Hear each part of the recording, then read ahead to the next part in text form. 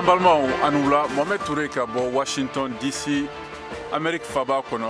VOA soba kɔnɔ n'o ye studio 6 ye nɛgɛ ɲɛ 13 o bɛ yan nɔ Washington DC an ka bi tarata don o kunnafoni kumaba bɛna tali kɛ ninnu de kan. Amérique jamana fanga o ye ɲangili berela gosi Mali sɔrɔdasi ɲɛmɔgɔ dɔw ma kɛrɛnkɛrɛnna lakana ministériso ɲɛmɔgɔ n'o ye Sadio Kamara a n'a tɔɲɔgɔn dɔw fɛ.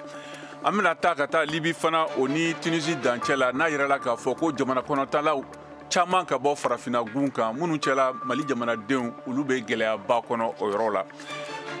Baarakɛlaw n'o ye wari bon o ni jagokɛlaw olu ka tɔnba ye Senabef olu bɛna baara bila cari kɛ jamana kɔnɔ an bɛ sigi ka n'o lamɛn. Ka sɔrɔ ka taa fana Gabriel Touré a yirala k'a fɔ ko o dɔgɔtɔrɔso o dogonnen don kosɛbɛ baarakɛminɛn gɛlɛya fɛ an bɛna Jimi Kante kumakanw lamɛn Mariam Kuyate fɛ. An bɛ sɔrɔ ka taa Burkina Faso n'a yirala k'a fɔ ko u ka sɔrɔdasi cɛdenw u kɔni kɛlen bɛ ka marifaw ni minɛn girimanbaw sɔrɔ a caman min sababu sɔrɔla jamanadenw ka salenbɔ ye jadi kɛlɛliko fan fɛ. Ka fara banisirala ayiwa lahalaya kan ni sɔsɔli caman bɛ ka kɛ jamanadenw fɛ ani fanga ɲɛmɔgɔ n'o ye Benjamin Netanyahu ye. Ka fara Sudan fitinɛ o lahala kan k'a kuncɛ ni an ka bi farikolo ɲɛnajɛ kunnafoniw ka bɔ Bamako Chaka Traoré bolo.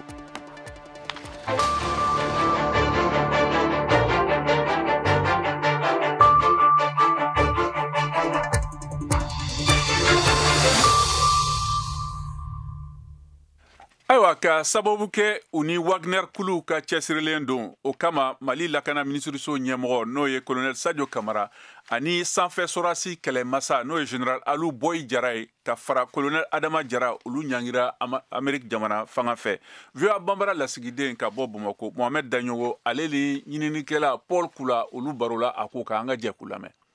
L'Amérique jamana ka ɲangini ka ɲɛsin Mali jalabatigi saba ma ni ministre min yɛrɛ ɲɛsinen don lakana ko ma n'o ye colonel Sadio Kamara ye o senb'o la e ka jateminɛ jumɛn ye nin ko la?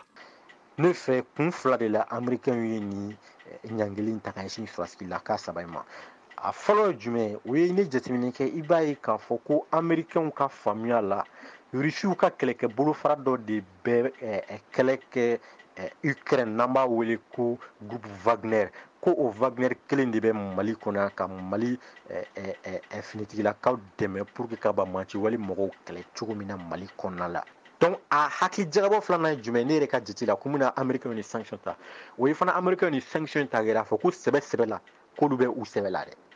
Parce que ni jateminɛ kɛ b'a ye k'a fɔ o finitigilaka minnu sanction ni chef d'état-major de l'armée de l'air bɛ o la a n'a ka adjoint ka fara ministre kan o ye tiɲɛ yɛrɛ la mɔgɔ kolo gɛlɛnbaw ye lakana hukumu kɔnɔna la n'i ye olu jalaki a bɛ n'a fɔ i bɛ ka fɛɛrɛ de ɲini pour que ka u galabu kari ani ka Mali furancɛla fanga mɔgɔw ka u galabu kari. Yala ni ɲangini nin talen kɔfɛ e yɛrɛ bolo a bɛ se ka fiɲɛ don Mali ani l'Amérique jamana u ka baaraɲɔgɔnya la wa? Non ne bolo a tɛna fiɲɛ don Mali ni Amérique ka baaraɲɔgɔnya ani jɛɲɔgɔnya la kamasɔrɔ ni jateminɛ kɛ i b'a ye k'a fɔ américain yɛrɛ y'a jira k'a fɔ ko ni olu ni sanction min ta ɲangili ɲɛsinnen sɔrɔdasi ɲɛmɔgɔ saba in dɔrɔn de ma donc a tɛna dankari kɛ Mali ni Amérique ka jɛɲɔgɔnya sira la kɛrɛnkɛrɛnnenya la américain bɛ dɛmɛli kɛ yiriwa hukumu kɔnɔna la Mali kɔnɔna la ani ka dɛmɛ kɛ kosɛbɛ pour que mɔgɔ minnu ni kɛlɛ ɲangata ye u sɔrɔ u ka se ka bɔ u gɛrɛntɛ kɔnɔ cogoya min na a tɛna dankari kɛ o yɔrɔ fansi la. O tɛmɛnen kɔfɛ ɲanginiw kɔni taara ka ban yala Mali cɛmancɛ fanga ɲɛmaw u kan ka mun de kɛ sisan e yɛrɛ fɛ? Ne ka jate la nin wagati in na Mali ɲɛmɔgɔ kan ka teliya la ka gafe dɔ bɔ n'an ko ma ko communiqué ka jira k'a fɔ ko tiɲɛ yɛrɛ la américain ye nin ɲangili min ta ka ɲɛsin sɔrɔdasi laka saba in ma ko a ma bɛn o ma ani tuguni u kan ka jira tuguni k'a fɔ ko bon tiɲɛ yɛrɛ la olu tɛ fitiriwale ye wa maliyɛnw fana tɛ fitiriwale ye k'a sababu kɛ Amérique ye bɛ ka dɛmɛ min kɛ Mali ye yiriwa hukumu kɔnɔna la ani tuguni basigi kɔnɔna la pour que jamana bɛ se ka basigi cogo min na jamana foyi tɛ diɲɛ kɔnɔ bi min bɛ ka o baara kɛ ka tɛmɛ américain ka Mali kɔnɔ yan. Mohamed Daɲogo VOA Banbara tɔgɔ la ka bɔ Bamako. Ayiwa sisan an bɛna taa Bamako kuma falenla ni ayiwa Mali jamanadenw minnu gɛnna ka bɔ dunan jamanaw la olu ka tɔnba n'o ye a yirala k'a fɔ ko jamana wɛrɛw bɔnɔgɔ la n'o ye dugu kɔnɔna taala o ye olu caman bɛ ayiwa Tunisie ni Libi dancɛ la ayiwa a ɲɛmɔgɔ n'o ye Usumani Jara ale y'a yira k'a fɔ ko u bɛ gɛlɛyaba de kɔnɔ nin y'a tile dama caman ye an k'u lamɛn. Maliden taamankɛla dɔw minnu tun bɛ Tunisie jamana na n'u gɛnna a jamana kofɔlen fɛ u balalen don a bɛ kalo kelen bɔ bi Tunisie ni Libi dancɛ la u bɛ maa 100 bɔɲɔgɔnkɔ bɔ muso b'u la cɛ b'u la nga a funankɛninw de ka ca kosɛbɛ. Usumani Jara ale ye maa gɛnnenw ka ɲɛma ye Mali kɔnɔ a ka fɔla ko ni maa ninnu bɛ degun kɔnɔ bi ko sabula ko kɔngɔ b'u la minɔgɔ b'u la banajugu ko fɛnɛ b'u kan an ka lamɛn. Faamaw ani Tunisie jamana kɔnɔden dɔw u bɛna fara ɲɔgɔn kan halisa toujours ka dankari farafinmaw na o hukumu de kɔnɔ Tunisikaw u bɛna farafinw ta ku t'u fili frontière la frontière min bɛ dancɛ min b'u ni Libi ni ɲɔgɔn cɛ Libyɛnw fana tɛ ka sɔn u ka don u fɛ Libi ko a bɔra Tunisie mun na a ka taa Tunisie ninnu de bɛ frontière ni ɲɔgɔn cɛ u t'a dɔn u bɛ taa yɔrɔ min na u b'a fɛ u t'a dɔn u bɛ don yɔrɔ min na o ye gɛlɛya bi gɛlɛya mun n'u tɛ se k'u yɛrɛ bɔ a kɔnɔ dɔw man kɛnɛ kuma bɛ dɔw la dɔw yɛrɛ t'a dɔn u b'a fɛn fɛn kɛ. Usumani Jara ka fɔla ko ni waleya min kɛlen filɛ Tunisie jamana fɛ k'a bɛ siya woloma de kofɔ. A bɛ kalo damadɔ bɛ sisan an kun ye u ka Tunisie an y'u ka président ka discours dɔ mɛn o discours nana wuli ni siya woloma ye o siya woloma kɔlɔlɔ de nana bonya ni communauté internationale wulila bɛɛ lajɛlen wulila Tunisie masakɛ yɛrɛ ko k'ale nimisa kuma fɔli la mais o kɛra fɛn ye halisa an ka faamu kɔnɔ a ma bɔ Tunisie kan den dɔw kunkolo la ani faama dɔw kunkolo la an kɔni b'a bila o hukumu de kɔnɔ halisa k'a fɔ ko président ka discours mun kɛra ko kɔlɔlɔ tɔ ko o de ye nin ye. An b'aw ladɔnniya Maliden minnu filɛ degun na ni waati in na Tunisie ni Libi dancɛ la kalanden b'u la kɛnyɛrɛye baarakɛla b'u la taamakɛla fɛnɛ b'u la minnu yɛrɛ tun bɛ Tunisie dugukolon kan bi u ka laɲini ye fɛn min ye o de ye ka segin u faso la. Ni jamakulu minnu filɛ nin caman b'a fɛ k'i yɛrɛ sɔrɔ bɛ kɛ cogo di ka se ka i yɛrɛ faso sɔrɔ caman b'a fɛ ka na rapatriement volontaire la faso kɔnɔ fɔlɔ k'i hakili sigi parce que ni ko bɛ diɲɛ dɛmɛ d'u ma ka sɔrɔ hakili sigilen tɛ a ko bɛ gɛlɛya donc an kɔni b'a ɲini gouvernement fɛ n'o y'a sɔrɔ u bɛ se ka disposition dɔ ta ka se ka mɔgɔ ninnu lase faso kɔnɔ o selen faso kɔnɔ u man k'u bila ten fana u kan ka suivi dɔ k'u la n'u b'a fɔ ma médical psychologiquement u ye degun mun kɛ kungo kɔnɔna ninnu na ka suivi psychologique k'u la o tɛmɛnen kɔ n'u stabilisera ka se k'u intégrer u ka projet yɛrɛ fana sɔrɔ k'u réinsérer n'u sera ka kɛ sisan u hakili sigi sɔrɔ u bɛ kɛ acteur de développement u yɛrɛ ka entreprise la u yɛrɛ fana bɛ se ka mɔgɔ wɛrɛw dɛmɛ minnu bɛ se ka développement kɛ. An ka dɔn k'a fɔ ni gɛlɛya in tɛ Mali tungarankɛw dɔrɔn kan Tunisie ni Libi dancɛ la Sahel jamanaden caman b'u la. Mariam Kuyate ka laseli don ka bɔ Bamako VOA Bambara tɔgɔ la. Halisa Bamako kunnafoni b'a yira k'a fɔ ko waribɔn o ni cakɛda minnu janto bɛ bolimafɛnw lahalaya kisili la n'o ye assurance ye nafolo o ni jagokɛlaw ka tɔnba n'a bɛ wele ko Sinabef olu bɛna lɛri 72 kɔnɔ baarabila cari daminɛ arabadon juillet kalo o tile 26 na san 2023 ayiwa jamana bɛɛ kɔnɔ VOA Bambara kunnafoni dila ka bɔ Amérique yan Washington Kayatu Traoré ale ni Kader Dambele n'o ye a tɔn den dɔ ye olu baro la an ka jɛ k'u lamɛn. An bɛ ACL na Sinabef la n'o ye syndicat des banques assurance microfinance et commerce du Mali ni an bɛɛ b'an yɛrɛ sɔrɔ o kɔnɔ bi an ye préavis bila préavis min ni a grève kɛnɛ ka daminɛ le 26 à partir de ce jour n'o bɛ mun kama aw ye nin baarabilancari in boloda an bɛna taa funtan ni 2 de la grève la mais an ka baarakɛɲɔgɔn dɔw bɛ yen n'u u bɛ baara kɛ san sugu ka dépôt la n'u a bɛ Morobabugu la olu baarakɛla ninnu u bɛ san sugu bolo a bɛ san 19 bɔ o tɛ INPS la o tɛ an bolo la baarakɛla yɛrɛ ka hakɛ ye fɛn fɛn ye a si lawale waleyalen tɛ u fɛ o hukumu kɔnɔna na u nana don syndicat la n'o ye sinabefu ye sinabefu ye lafasali kɛ k'a yira u la baarakɛlaw minnu filɛ nin y'aw bolo baarakɛla ninnu u tɛ u ka hakɛ kɔnɔ a y'u bila u ka hakɛ kɔnɔ u ma sɔn u ma baarakɛla ninnu u taara grève la u taalen grève la Danzu a bɛ mun kɛ a ye baarakɛla ninnu a ye dɔw gɛn ka dɔw minɛ k'u don kaso la an y'a f'u ɲɛna k'a fɔ tiɲɛ na nin ye wale min ye wale in cɛman ye u k'u segin kɔ u ma sɔn abada ka segin kɔ donc min bɛ anw yɛrɛ concerné ne bɛ baara kɛ taji feereyɔrɔ la n'o ye station ye o ye groupement des produits pétroliers n'o ye multinational minnu station minnu bɛ jamana wɛrɛw la minnu nana sigi Mali kɔnɔ yan o ye kuma fɔ ma ko multinational ani ka taa se taji feerela minnu ma an yɛrɛ fɛ yan Mali la ni jɔyɔrɔmɛ station ninnu an bɛɛ de farala ɲɔgɔn kan kun kelen de b'an bolo convention min b'an bolo convention in a ka appliquer a mɛnna depuis 2021 o ye bolonɔ bila kɛ gafe dɔ la n'an b'a fɔ la mise en œuvre du protocole an ye bɛnkan sɛbɛn depuis o signera fo bi entreprise caman dɔw kɔni sera ka dɔɔnin kɛ u ta la mais dɔw b'u nɔ na jusqu'à présent an y'a ɲini u fɛ u ka o lawaleya mais hali bi caman b'u nɔ na jusqu'à présent o ye an ka tagali kun dɔ ye chose bizarre ka fara o kan an ka banquier dɔw minɛlen don illégalement ka baga u ma k'u minɛ k'u datugu kaso la an ye welewelema an kana ka ci lase yɔrɔ o yɔrɔ ka fɔ binkɛlaw kan an ye ci lase o yɔrɔ ninnu bɛɛ lajɛlen na fo bi an ma lamɛn baarakɛla kɔni ka laɲini si tɛ a ka taa grève la mais grève ye baarakɛla ka arme laban ye n'o ye a ka kɛlɛkɛminɛ laban ye grève yɛrɛ au contraire grève bɛ min da baarakɛla kan hali n'a bɛ baara yɛrɛ kɔnɔ a t'o o degun d'a kan quoi secteur in c'est très sensible imagine n'a fɔra ko pétrole station nin bɛɛ lajɛlen ka datugu bi a bɛna population pérenniser a bɛna an ka jamana pérenniser et puis surtout banquiw fana bɛna datugu assurance bɛna datugu microfinance fo ka taa se fura dilan yɔrɔw ma n'o ye Ibifarbu ninnu ye o ye fɛn ye dana jamana k'o kɔfilɛ nin kaana sugu ninnu na baarabilancani a kuntagala a bɛna taa fo tile joli la ani fana yala aw ni faamaw ma sigi ka kuma kɛ ka bɛnkan dɔ sɔrɔ a kunya la wa sigikafɔ ma ɲɛ a kɛra échec ye sinon ni préavis bilala chance bɛ di négociation ma tile 15 kɔnɔna na walasa fo ka bɛn dɔ ka se ka sɔrɔ a kɔnɔna na o tile 15 bɛ observer ka ban a tɔ tora apparemment bi dɔrɔn de tun bɛ an bolo fo ka taa se 0 heure ma ni 0 heure kɔni sera ka sɔrɔ bɛnkan wɛrɛma sɔrɔ mais pour le moment bɛnkan kɔni tɛ mais an b'a jigiya yanni 0 heure cɛ solution dɔ bɛ se ka sɔrɔ la an b'a jigiya an bɛna taga 72 heures la n'o ye tile 3 baara bila ye ni o bɔra yen nɔ an bɛ tila ka tile 3 wɛrɛ fara donc o tile 3 wɛrɛ min bɛna fara kan n'o o fana bɔra da min fɛ n'an bɛ taa illimité la ou bien ni bɛnkan bɛ sɔrɔ donc a fɔra banna ni bɛnkan ma sɔrɔ donc an bɛ tila ka préavis wɛrɛ déposer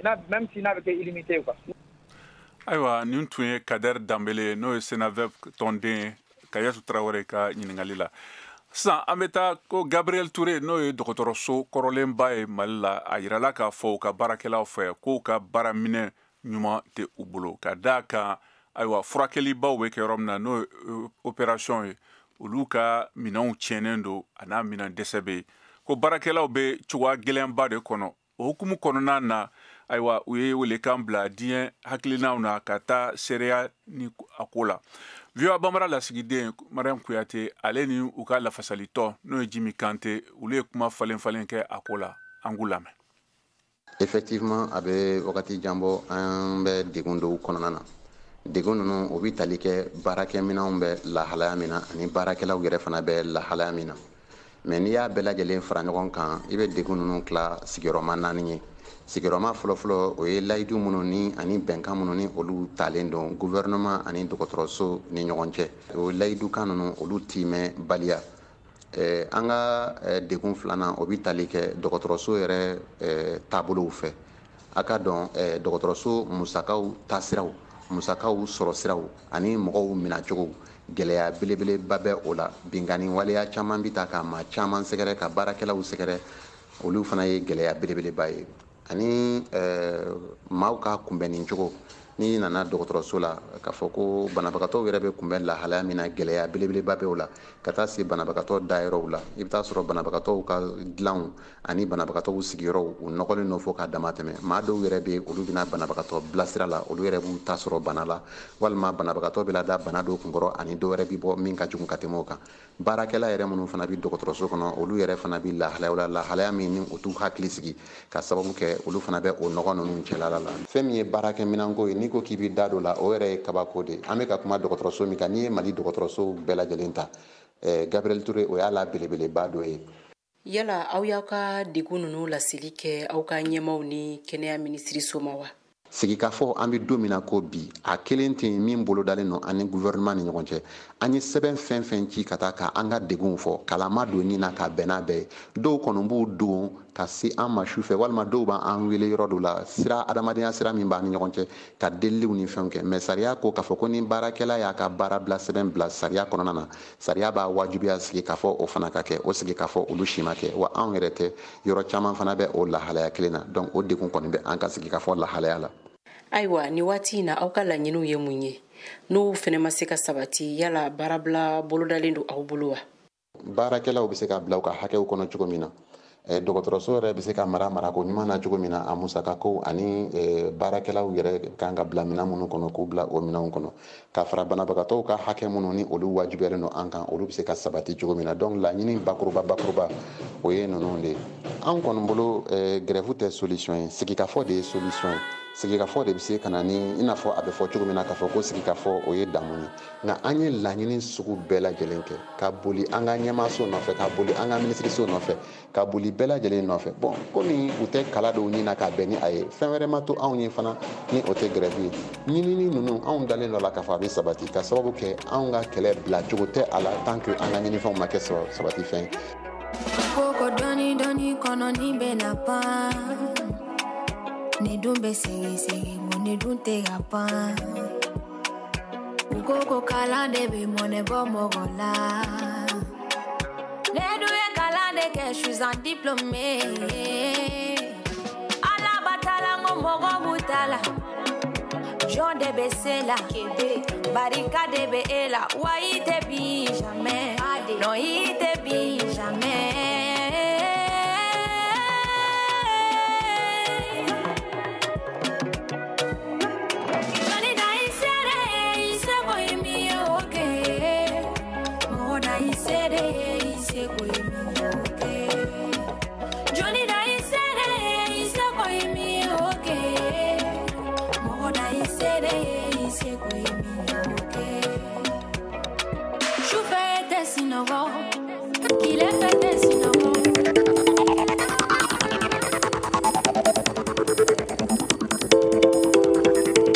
VOA Afrique ni VOA Afrique ye una adamadenw lafiyara kunnafoniko la. An balimaw halisa a bɛ Mali kura de kɛnɛ kan an bɛ sɔrɔ fiɲɛturukɛla 102 sanfɛ Bamako n'a lɛmunu na an bɛ sɔrɔ fana Tomiɲa radio parisien kan fiɲɛturukɛla 90 o ni tobi segi kan an bɛ sɔrɔ fana bɔlɔlɔsira fɛ www.voabambara.com walima fiɲɛ sira fɛ n'o y'an ka Facebook page VOA Bambara. Ayiwa an bɛ segin ka na an ka soba kɔnɔ n'o ye Washington DC studio ye 6. Ayiwa an bɛ taa Burkina Faso n'a yirala k'a fɔ ko marifa kuluba dɔ sɔrɔla o ye salenw ye minnu sarala jamanadenw fɛ jatigɛ wale o kɛlɛli hukumu kɔnɔna na o fana na a yirala k'a fɔ ko Burkina ayiwa jamanatigi n'o ye capitaine Ibrahim Traoré ale bɛ taa Saint Petersburg a bɛna sen don Rusila ni farafina jamanaw ka ɲɔgɔn filanan na juillet kalo o tile 27 ka taa segi la VOA Bambara lasigiden ka bɔ Wagadugu Kade Traoré ale b'a kunnafoni walawala an ka lamɛn. Burkina Faso lakaw ka finitigiw olu kɔni o yi kɛlɛkɛminɛ camanw le sɔrɔ min sanni o labɔra ka bɔ flancɛ fanga ɲɛmaw fɛ nin kɛlɛkɛminɛ ninnu cɛma mobiliw bɛ yen o bɛ min wele ko blendew bolimafɛn sen filaw bɛ yen minnu ye gadagadaw ye ani muguciminɛ caman i n'a fɔ PKM7 Kalashnikov a n'a ɲɔgɔnna caman nin kɛlɛkɛminɛ ninnu kɔni olu sanni wariw bɛɛ bɔra fasodenw kun sabula kabi waati damadamani flancɛ fanga ɲɛmaw ye latigɛ dɔ ta min kɔnɔ fasodenw bɛ se ka u ŋaniya yira an min wele ko contribution volontaire walima u gwajibiyalen don ka se ka nin wari ni kafo ɲɔgɔn kan l'impôt ani taxe caman gɛrɛfɛ minɛ minnu yera kɛnɛ kan capitaine Ibrahim Traoré ko nin t'a banni ye. Beaucoup d'autres choses sont à venir. C'est un montage. Fɛn caman wɛrɛ bɛ nana kɔfɛ maa minnu bɛ olu dilanna u bɛ olu kafora ɲɔgɔn kan yanni sɔɔni olu bɛna se an fɛ yan o caman bɛɛ ye blendew duguma kɛlɛkɛminɛnw ani pankuru. Beaucoup d'autres choses en termes d'infanterie, d'artillerie et d'aviation qui va nous financer. Jɔnw de bɛna an dɛmɛ ka wari d'an ma an ka se ka kɛlɛkɛminɛnw san mɔgɔ si an ɲɛ bɛ fɛn minnu bɛɛ ten fasodenw de sera ka ninnu san o ye wari minnu kafa ɲɔgɔn kan taxes ani l'impôt o le ye nin ye. C'est la sueur du peuple. Si on veut faire cette guerre, c'est nous qui la finançons. o kɔfɛ bi taratalon na filancɛfa ɲɛma kapitɛni Ibrahim Traoré ale ye jamana bila ka ɲɛsin rusilakaw ka jamana na kɛrɛnkɛrɛnnenya la Saint Petersburg la yɔrɔ minnu na farafinna jamanaw ani rusi ka jamana olu bɛna ɲɔgɔn kunbɛn sigikafɔ dɔ ra an bɛ wele ko deuxième forum économique et humanitaire Afrique Russie o ɲɔgɔn ye bɛna kɛ juillet kalo tile 27 ka taa kuncɛ juillet kalo tile 28 o tɛmɛnen kɔ k'ale to rusilakaw ka jamana na kapitɛni Ibrahim Traoré ale bɛna se ka ɲɔgɔn ye kɛ ni maa dɔw yɛrɛ ye ka taa tigɛdi ɲɔgɔnma ani dɛmɛsiraw kan an bɛ wele ko échange bilatéraux minnu kɔnɔ olu bɛna se ka fɛɛrɛ yaala ka se ka Burkina Faso yɛrɛ lankanaya ani ka jamana yɛrɛ yiriwa nin tun ye Kadaye Traoré kumakan ye ka bɔ Wagadugu Burkina Faso.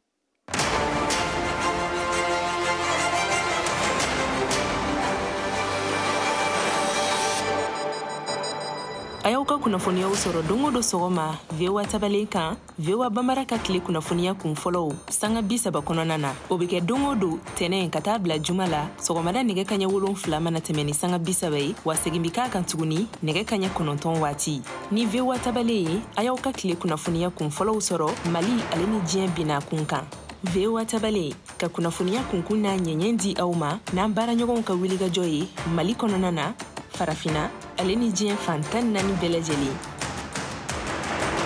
Halisa an ka kunnafoniw na an bɛna ɲɛsi Israel ma n'o ye banisarala n'a yɛrɛla fɔ ko gɛlɛyaw bɛ ka juguya kosɛbɛ bi tarata don o denw tɛmɛnen kɔ ni wasabulon ye fɛɛrɛbɔ dɔ ta ka kiritigɛlaw ka bɛlɛkisɛ sariya sunba la sɔsɔli min kɛra ye n'o sababu sɔrɔla Benjamin Netanyahu ka fanga fɛ. VOA Bambara kunnafonidila Mariam Traoré ale b'a kunnafoni lakala ye an ka lamɛn. Ɲangili caman de wele bilala n'o dɔ kɛra Israel jamana ka cakɛda dɔ fɛ min bɛ wele nanzarakan na ko baro israélien ka taa sanfɛ kiiritigɛsoba la walasa ko ka se ka cɛdali kɛ ka kɛɲɛ ni sariya sen ye min kala taara wasaden 64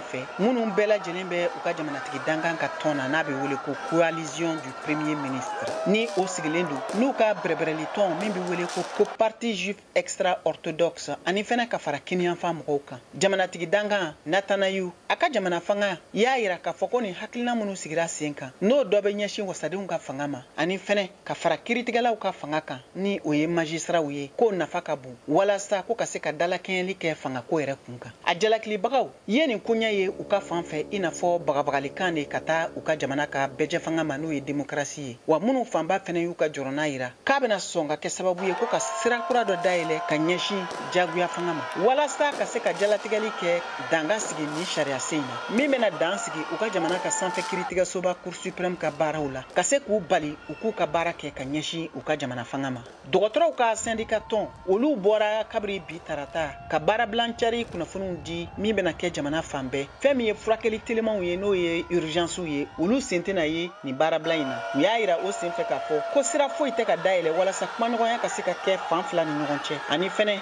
ko ka sira foyi la ɲɛnamaya u ka sebagaya sɔrɔli la nin kɛlɛ in na wa ko kɛlɛ min ni maa si tɛna gaɲɛ sɔrɔ a la baarakɛlaw olu ka kiiritigɛso n'o bɛ wele nanzarakan na ko tribunal du travail Tel Aviv sigida la ye dan sigi u ka baarabilaw la u y'u ka jɔrɔna kɔni yira u ye wele bila ka taa u ka syndicat tɔn ma olu minnu sɔnnen don a ma k'a fɔ ko gɛlɛya min binna u ka baarakɛlaw kan ye tiɲɛ de ye.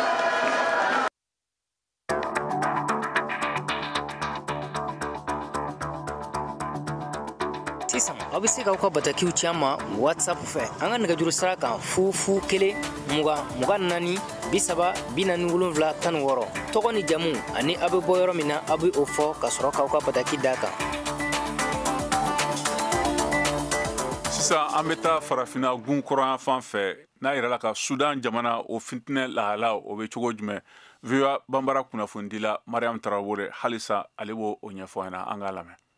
kabiri avril kalo tile 15 u ka jamana finitigiw min ɲɛmɔgɔya bɛ Abdel Fattah al-Burhan bolo ka fara jɛkulu maramafɛntigiw kan n'o o ɲɛmɔgɔya bɛ a ka danga Mohamed Adan Daglo bolo ni kulu fila karilen don ɲɔgɔn na kɛlɛ la min dɔ sigilen don fan fila fɛ gaɲɛ walima saya kan duniya kɛlɛyatɔnba Nations Unies ka bolofara min sigilen don denmisɛnninw ka hakɛ kama n'a bɛ wele ko UNICEF ye laseliw kɛ k'a ka ca ni denmisɛnnin fitinin 2,500 ye minnu bɛɛ lajɛlen binna karogɛlɛya walew kɔnɔ ani ka fara bunadamaden jo sariyaw olu dankarili ka taa a denmisɛnnakaw fan fɛ k'i n'a fɔ denmisɛnnin kelen o denmisɛnnin kelen lɛrɛ o lɛrɛ o de bɛ bin degun kɔnɔ kabiri kɛlɛ in daminɛna UNICEF y'a da kan fɛnɛ k'a fɔ k'a ka ca ni denmisɛnnin fitini 435 ye minnu bɛɛ lajɛlen fagara 2025 olu joginna ko nin jati minnu fɔlen filɛ nin ye ko jati lakika bɛ sɔn ka caya ka tɛmɛ o kan u k'a fɔla a ka ca ni denmisɛnnin fitini mɔgɔ 14 ye minnu bɛɛ lajɛlen jati bɔra k'u mago bɛ dɛmɛ teliman na n'o ye aide humanitaire ye tile o tile denmisɛnnin caman de bɛ yen minnu bɛɛ lajɛlen nin bi bɔnɛ caman olu bi jogi dɔw bɛ yen olu bi weleku u ka kalanso taga siraw fɛ dɔgɔtɔrɔso jamana ka ɲɛdaw baarakɛminɛw caman de fɛnɛ bɛ yen minnu bɛɛ lajɛlen bɛ ka tiɲɛ mago bɛ minnu na walima ka dɔw yɛrɛ bɛɛ lajɛlen suɲɛ ko ka taa n'u ye i n'a fɔ Ched Shaiban ale min ye duniya kelenya tɔnba ka denmisɛnninw ka tɔn bolofara UNICEF ka ɲɛmɔgɔ ye min sigilen don dɛmɛ ani dadumunifɛnw ɲinini kan ka di a denmisɛnkulu ninnu ma denmansaw ka fara denmansaw kan caman fɛnɛ bɛ yen minnu bɛɛ lajɛlen bɛ degun kɔnɔ caman fɛnɛ ye degun sɔrɔ ka tɛmɛ kabiri ni kɛlɛ in daminɛna wa k'a mɔgɔ fanba bɛɛ lajɛlen bɛ wulikajɔw la walasa u ka se ka dɛmɛ don ka taa u denw ani u mɔdenw ma minnu fɛnɛ bɛ nin gɛlɛya degun kɔnɔ jateminɛli laban dɔw y'a yira k'a fɔ k'a ka ca ni mɔgɔ 7,900 ye mɔgɔkɔrɔba kunda minnu bɛɛ lajɛlen fagara kabiri Sudan kɛlɛ daminɛna a ka ca ni mɔgɔ 3,300,000 ye olu de y'u sigiyɔrɔw bila ka bɔ u ka denbaya la mɔgɔ 700,000 bɛ o makofɔlen ninnu na minnu bɛɛ lajɛlen taara jamana wɛrɛw kan miliyɔn caman wɛrɛw fɛnɛ bɛ yen k'olu binnen don baloko dɛsɛ kɔnɔ ne tɔgɔ ATT Junior ne b'a ɲini balima cɛ ni muso fɛ bɛɛ ka farafina fɔli waati lamɛn sibiri kari tɛnɛ ani raba k'a daminɛ 13h kana bila 14h la 102 FM VOA Afrique.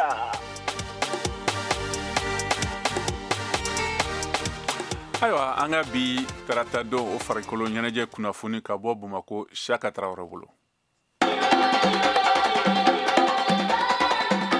Afrobasket muso kɔrɔbalenw ka ɲɔgɔn dan farafinagun kan sanfɛ cilu kunda ɲina san 2023 ta bɛ tan Rwanda jamana kan k'a daminɛ ni juillet kalo tile 28 ka kuncɛ uti kalo nata tile 6 Mali muso kɔrɔbalenw bɛ ye a kɛnɛ kan ni nina ɲɔgɔnna ɲɔgɔndanw sera Mali ɲɛmaw bɛ drapeau di équipe nationale ma n'o ye forobatɔn ye a kun walasa u k'u jija ka Mali kunkɔrɔta faden kɛnɛ kan o drapeau di kɛra sibiri tɛmɛnen juillet kalo tile 22 san 2023 chifu ni farikolo ɲɛnajɛ ministri Abdul Kasim Ibrahim Fɔnba fɛ a kɛra a ka ministri so jabala la Bamakɔ ministri Abdul Kasim Ibrahim Fɔnba fɔlɔ la ka foli kɛrɛnkɛrɛn lase Mali basket tana muso kɔrɔbalenw ma u selen kɛnɛ in kan ani fana a y'a ɲini u fɛ k'u jija ka Mali drapeau sankɔrɔta min ye Mali basket fédération ɲɛma danka filanan ye Mamadu Famanta ale y'a ɲini Mali basket tana muso kɔrɔbalenw fɛ u k'u jija ka se yɔrɔ jan kɛnɛ in kan a sinsina kan ni ɲɔgɔndan bɛ kuncɛ waati min na u ka kɛ mɔgɔ fɔlɔw cɛma degeli caman kɔni kɛra Mali degeli karamɔgɔ Sidiya Umaru Mayiga a n'a ka basket tana muso kɔrɔbalenw fɛ ka kɔn ɲɔgɔndan in ɲɛ baara tɔ bɛna waleya Rwanda ɲɔgɔndan kɛnɛ kan Mali bɛ poule C la n'o ye a ka kulu ye ka fara Mali kan Senegal ani Uganda poule A kɔnɔ Rwanda jatigi Angola ani Côte d'Ivoire poule B kɔnɔ Cameroun Mozambique ani Guinée poule D kɔnɔ Nigeria jɔnjɔn tɛmɛnen b'ale bolo Egypte ani RD Congo VOA Bamara tɔgɔ la Bamakɔ Siya Traoré ka laseli don.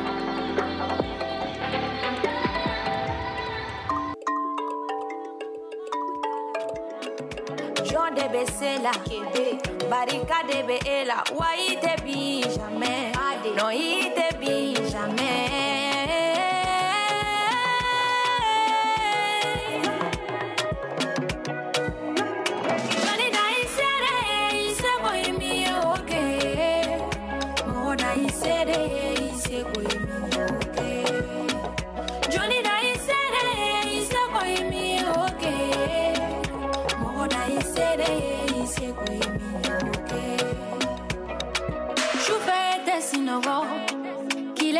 Sinogo